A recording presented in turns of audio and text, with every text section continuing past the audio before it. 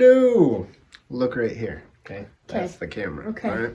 So, welcome to another edition of Movies and Monologues with Taurean. That's me, not her, even though I know we do look alike because she's my sister. I'm watching all these shitty movies about Christmas, and I thought, hey, why not bring Maggie into my hell? And she came right along. And I'm loving every second of it. She enjoyed it. She enjoyed it. She didn't need as much Crown Royal as I did, though. None, to be exact, actually.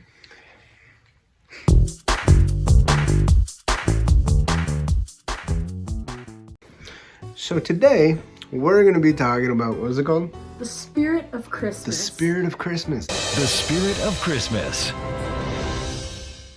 Which sounds like, oh, families getting together with sugar cookies shaped like reindeers and Santas. No, that's not what it is. Tell them what it actually is. We have a young attorney from Boston, I believe. Mm-hmm. She goes to appraise an inn in, I don't remember where Somewhere it is. where it snows real bad. Somewhere East Coasty. And there's a ghost. And she falls in love with the ghost. And also is trying to figure out how the ghost died. Merry Christmas. It's baffling. Through like half the movie, I was like, wait, she's a lawyer? I thought she was a real estate agent. I knew she was a lawyer the whole time. She knew. Crown Royal. Crown Royal. What I meant to say was Crown Royal. Drink it. So I was disappointed because her boss, like they're in Boston, like you said, right?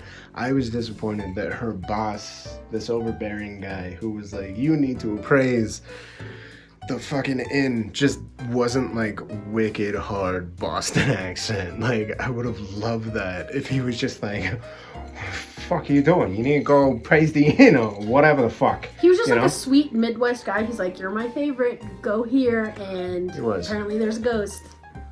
Did he know that? He didn't know that. Yeah, he showed her a news article. Like, this is why people can't get the house appraised because it's haunted.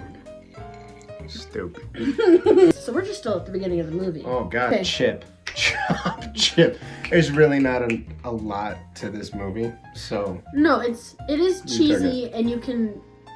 It's one of those Christmas movies where you can kind of guess what's going to happen. I did that. Several times she Yeah. did that. I took notes so I would remember. Copious notes. He's not a normal ghost. He's, for 12 days a year, the 12 days of Christmas, he is not a ghost, but kind of human, but he doesn't sleep, but he can eat. So... Yeah. We were like, what are the ghost rules with this movie? And then, I don't know, to me, they were all just muddled because Crown Royal. Well, but the baffling thing is like what Maggie said, is that he's human, as the innkeeper says, for like the 13 days or 12. whatever, 12 days. 12 days of Christmas. 12 days of Christmas, right, because... It's from December 13th to December 24th because this man was murdered on Christmas He was Eve. murdered. That's a big point that we should have.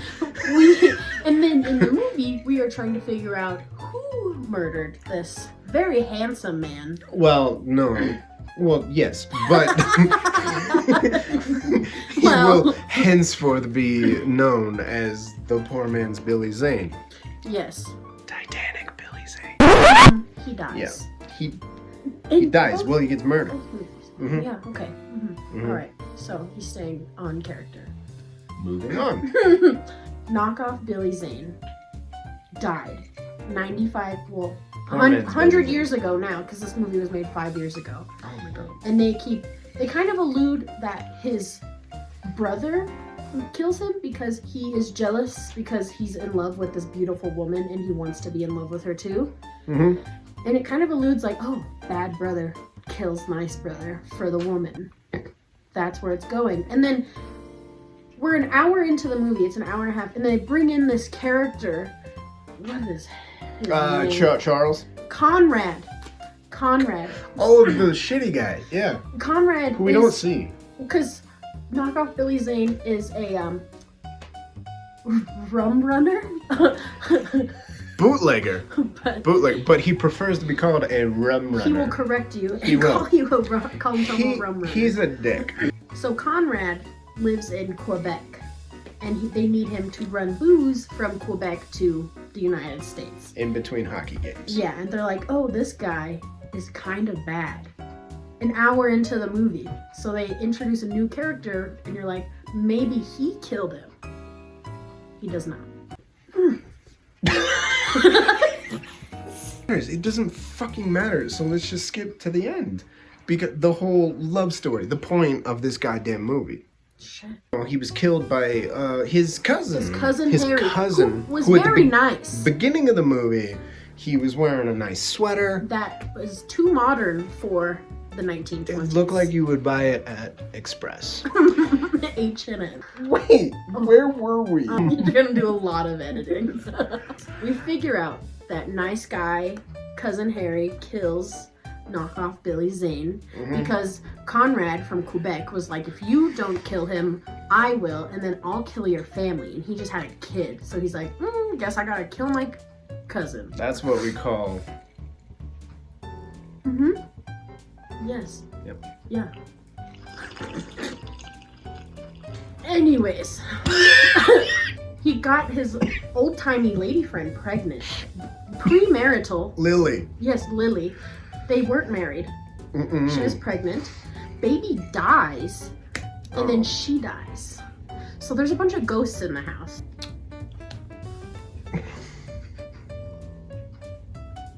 Correct. Like, she fucks off with her job and she comes back to the inn to be with this ghost. She essentially throws away her entire career. All of it. For a dead man. And she was that she definitely about to get a promotion. Her boss said so. He was like, yeah, come to the Christmas Eve party. You get a promotion. You deserve it. And then slaps her arm really hard. See, and that would have fit so much better if he was, like, if he had a hard, wicked core Boston accent. He was Be like, hey, look, you're gonna get a fucking promotion. You're fucking great. Then on Christmas Eve, it's almost midnight, and this is when Daniel, ghost guy, goes away, because that's the end of the 12 days of Christmas. Midnight strikes, they're kissing, it's romantic, and for no reason at all, she like passes out in his arms. Oh yeah. And then he goes with his dead love, Lily, and they walk. He's not allowed to leave the premises because he's a ghost. But now, shit's resolved. So they go to the fucking archway of the premises, and he looks back and he's like, well, you know, that other woman that I just kissed in front of you, who I've had a baby with, I kind of want to just like pursue that and see where it goes. Yeah.